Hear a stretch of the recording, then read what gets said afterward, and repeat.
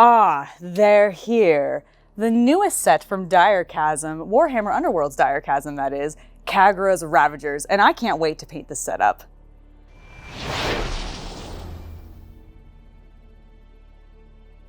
So I have been anticipating this set ever since I saw them previewed on the Warhammer community website, and I just love them. And to help me decide which figure we were actually going to be painting from this though, I went ahead and put up a poll on the community tab, and you guys voted, and we're going to be painting Khagra the Usurper herself, which is the main lady from the set. I'm very excited because honestly, I think that was the one that I was sort of leaning towards anyways. But let's talk about what we're going to be doing for color scheme for these, because I have a fun idea. I want to go with a little bit of a Nightlords color scheme. I want to do a deep blue, a really rich red, and then for the metallics, I actually want to go with a gold and silver alloy that I think will pop really nicely against these rich, bold colors that I'm going for the armor. So I think it's going to be a lot of fun. Let's go ahead and jump into this week's painting video and paint up Khagra the Usurper. I started by priming her in Mechanicus Grey, which you might think is a little bit odd because contrast paint, you typically want a lighter color tone. Well, don't worry, we're going to be working on that here in a second because I do plan on using a variety of contrast paints here, but I'm doing a bit more of a mix this time around, and I thought it would be fun. Now, one thing that I did do while I was priming her is I made sure not to actually fully attach her arm yet so that I could pull it off and make painting a little bit easier. All right, like I said, I wanted to do something a bit different for my dry brush, or actually for my priming stage for this miniature, and how I was going to be handling things. So I'm going to do a heavy dry brush now using Grey Seer, just straight out of the pot, to basically get a nice highlight going on the entire miniature, making sure to especially emphasize any organic places where I'm going to definitively be putting any contrast paint, because I am going to be using some metallics here. So like the rim and edges, those aren't as big of a deal, but we want to make sure everything else has got a nice light color tone so that our contrast paint works well with it.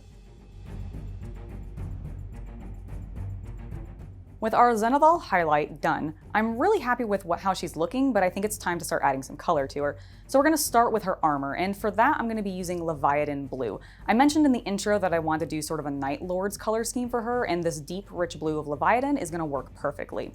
I also, while I'm going over the armor, realize I can actually use this color to basically base coat all of my trim, which I'm going to be doing in a metallic later, to have that dark color tone underneath so that I don't have to layer that metallic as much and lose some of my details. I was originally going to do this in Black Templar, but honestly, it's a silver gold color tone that I'm going to be using, and I think the blue is actually going to enhance that really nicely.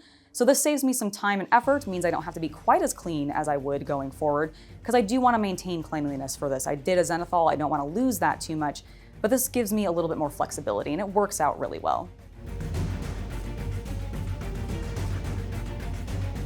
I think I'm ready to work on her trim, and for that we're going to mix 1 part Stormhost silver and 1 part Liborator gold until it's thoroughly mixed, making sure that we don't have any gold or silver streaks when we're painting later. And this will give us a very nice sort of pale silver gold tone that will brighten her up a bit, but still be, I don't know, I still feel like it's a little chaos. It feels very Tzeentch to me, and I really like the way that it's looking. So we're gonna put this on all of the trim, making sure to hit all the edges on her armor, obviously, but we're going to also do this on the mace, as well as a couple of ornamentations on her, like the buckle on her back of her scabbard that's holding her sword, and all of that stuff. So basically, most trim is going to be done in this gold, silver, metallic. With the gold-silver mix done and it looking great, although, actually, you know, honestly, at this point, I'm like really hesitant of how she's looking, because I'm like, ugh. Metallics next to contrast look really weird because the metallics are so flat and the contrast has a lot of variation to it because of how it works, and it really stresses me out. Next, we're going to use a bit of Leadbelcher to add a bit of variety to our metallics. I'm going to use this specifically on the chainmail, the hilt of her sword that's on her back, just to add a little bit of flavor and variety to the metallics there, as well as on her base. Because I did paint up the chaos symbol there in blue to add a metallic to, and I thought the gold would be too bright. I didn't want it to stand out. I wanted her to stand out, not the base. So I figured the Leadbelcher would add a nice hint there, make it seem like it's sort of corrupted and, you know, iron is taking over and everything like that.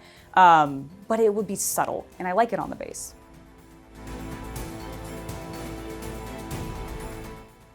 Because I did a Zenithal Prime to begin with, I don't actually want to go through too many cleanup stages on this miniature, so this is going to be one of the few times that I actually do this.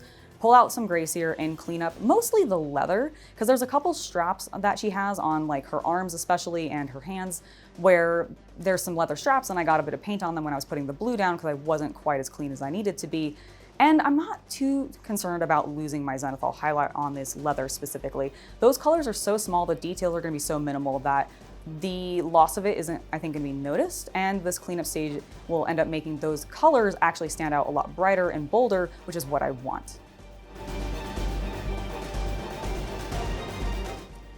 I was desperately wanting to add some color back to Khagra at this point because she was looking kind of ugly to me. I was in that ugly stage of the miniature where I wasn't feeling great about it and I wanted to sort of move on. So for that, I'm gonna grab some Blood Angels Red and start applying some bolder colors and help maybe that blue stand out a bit more because it was getting really dark and I really wasn't liking how it was looking. The red immediately starts helping. We're gonna put this on the sigil that she has on her front. We're also gonna put it on the cords that wrap, or the wraps around the hilts of her blades, because I thought it would be a nice pop of color there. And we're going to put it on the cloth that she's wearing basically underneath the armor, just to add a little hint of this color in a variety of places so that it stands out but isn't super bold.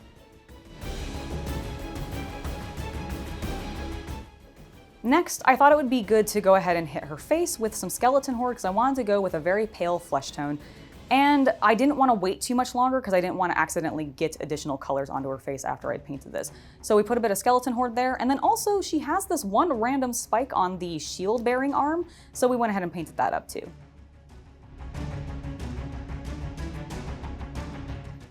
I debated for a long time what I was going to do for the leather, but ultimately decided Fyreslayer was the best choice. Originally, I was actually thinking of doing Wildwood because I was trying to match the box art a bit more, because if you look at her boots on the box, they're really, really deep brown. But I thought she was too dark already, and the Fyreslayer is a nice mid-tone brown that has a very, very slight orange hue that I thought would complement the Blood Angel's tone really nicely. So I went with it, and I'm really glad I did because it worked beautifully. It's time to add a bit more of that Nightlords color scheme back into my color palette, and for that we're going to use Fleshtearer Red. It's a very rich, almost blood red color that I absolutely love. If you've watched my top 10 contrast video paint, or let me say that again. If you watched my top 10 contrast paint video, you'll know that I adore it. It's probably in my top 3. And it just works so well here. The cloak looks great. We're also going to put it on the loincloth on the front, as well as a little bit on her shoulder where on her mace arm, she's got a little bit of cloth there near the chainmail.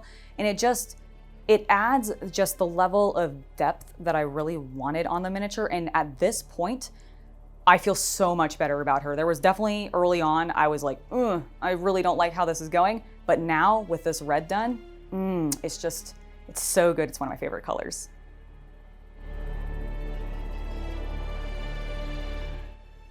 I'm gonna do one final cleanup stage using Grey Seer because I got a little bit of red on the very edges of the collar of her cloak while I was painting it, and I just wanna make sure that this is as clean as possible because I'm gonna be putting a very pale color tone down on it, and I want it to be bright and bold and really pick up that zenithal highlight as much as possible. Now that the collar of her cloak is all tidied up, it's time to put some Space Wolf Grey down on it. Now, I debated between using Apothecary White and Space Wolf Grey here, and ultimately decided that Space Wolf Grey's blue tone would work better with my color palette. I think it would work better with the Leviadon Blue and some of the other things that I'd be doing later. And ultimately, it did. It worked really well. I like it. I really should use this color more, actually. Space Wolf Grey is one of those colors that I really like, but I don't actually use very often because I think I forget about it. But it's actually a really good color for both fur as well as stone. So keep that in mind whenever you're painting stone. Now it's time to move on to her hair, and I debated for a while what I was going to do for it, and then I decided, screw it, it's going to be purple because I like purple hair. So I pulled out some Magos because I decided, if I do want to darken it, if I decide that she ends up being brighter than I thought she was going to be, and I want to make it a little bit deeper so that it matches how my hair color looks, then I can put some Droopy Violet over top of that and darken it back down. But ultimately, that reddish color tone worked. It helped, I think, pull in the Fleshtearers and Blood Angels color, and it looks really good, and most of my women are probably going to have purple hair. Yeah. I think we should work on the base a little bit. We spent a lot of time on Khagra herself, and she needs something to stand on. So we're gonna pull out some Basilicanum Grey and just put this over top the entire base and not really worry about it too much. We're gonna do some other things here in the future to basically enhance it and make it stand out a little bit more, but this can just go over everything because I like to use Basilicanum Grey as a wash for my Leadbelcher, which is why you might also notice that I put it on the chainmail and also the hilt of her sword. And speaking of shades, we're basically done with all the base coats on Khagra, so I think it's time to start blending some of those colors together, smoothing some of them a little bit, and we're gonna do that using some Reikland Fleshade on all of the leather bits, anything that we had painted in red, with the exception of the cloak. I don't wanna hit the cloak in it because I don't wanna darken it any more than it is, and I actually think that the Zenithal worked really well on it, and we already have some really nice highlights and shadows going just because of the way contrast paint works, so we're gonna avoid that.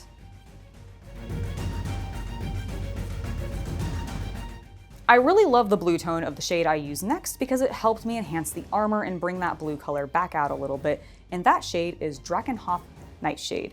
It's a really, really deep blue, kind of honestly in the same vein as Leviadon, but because it is a shade and not a contrast paint and their mediums are slightly different, its transparency is a bit better and works super well as a glaze. And it does exactly what I want it to here. It also really helped blend the seam of where like my metallics ended and where my contrast painted it, because it sort of settled into those crevices nicely, darkened them, and it just smoothed everything over. It was a really nice step for me. Speaking of nice steps, this next step is probably what makes this miniature for me. I took out Cryptek Armourshade because I forgot that I have that, because I was debating, what am I gonna shade the metallics in? It's such a light, bright gold, and I don't wanna make it too red, so like Reikland's is out, and I don't wanna make it too brown, so Agras is out. And then I remembered, I have Cryptek Armourshade gloss, and holy cow, I actually really like this shade more than I originally gave it credit when it came out. It works beautifully. I love what it does to the mace as well as the piece on her chest. And even honestly, like those flat panels on the back of the swords, like the scabbard and everything that she has it in, or the sheath or whatever, it does so much for all of these colors, and it just works super well. If you don't have it, pick up a pot because it's great. I'm going to experiment with a little bit of highlighting, which is not something that I normally do. I usually leave that to my contrast paints, but for her face, I was really wanting to enhance it a bit more, and not necessarily by like painting her eyes or anything, but just by doing a little bit of highlighting on her cheeks and her nose and like the sides of her heads and everything, just to play with light a bit more. And so for that, I'm going to use Rakarth Flesh, which is a really nice sort of muted undead color tone, honestly. It's sort of pinkish, but not really. And I really liked it. It came out really well, and I'm very pleased. Like, this is probably one of the best heads that I've ever painted, and I've not really painted any to like this level before. I'm very happy with how it turns out. Now I'm going to try doing some actual edge highlighting, and it's the first time that I've done it. I think it goes okay. I'm using Fenrisian Grey to basically try to bring out a little bit more of that blue tone from the armor. I'm specifically focusing on her knees, her hands a little bit, around her collar, just to basically pull some highlights back out, try to get that color depth back and see how it works. I think it goes okay, and what I figured is if this doesn't work for me, I can always use Drakenhof Nightshade and basically tone the edge highlights back down, so we'll see if we need to do that. Turns out that I did. I wasn't super satisfied with the work that I did on the shield, nor how bold the highlights were on her knees, so I just took a bit of Drakenhof Nightshade, touched it back up, and sort of softened those colors down. Okay, all of my highlighting, my shading, that's all done. I want to do a bit of dry brushing because I want to pop a few more colors, and we're going to start with Sigmarite, which is a nice bright gold dry brush paint that I'm going to use on all of the weapons and any of the gold bits, specifically the like more bold ornamentation, like any of the faces that are in like the scabbard of her sword, or not the scabbard, the sheath of her sword, the piece on her chest, and then of course her mace. And we're gonna just hit this with this dry brush and just watch the like magic work, because holy cow, that gold mixed with the Cryptek Armourshade and then the dry brush, I just really like how this looks, and I really recommend doing this with any metallics that you're doing. It's so good.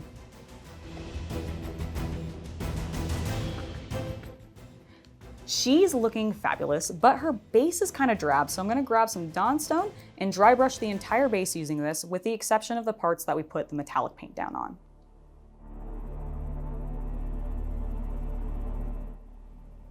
And then, to help make the ground stand out away from those larger stone pieces that she's actually standing on, we're gonna hit those with Longbeard's Grey to brighten them up. Just basically hit the edges with this and just have them stand out very subtly away from the dirt. And then the last thing that we need to do is just rim that base with a little bit of black paint. Doesn't take too long, and it just cleans it up, makes it look super tidy, and then she's ready to go.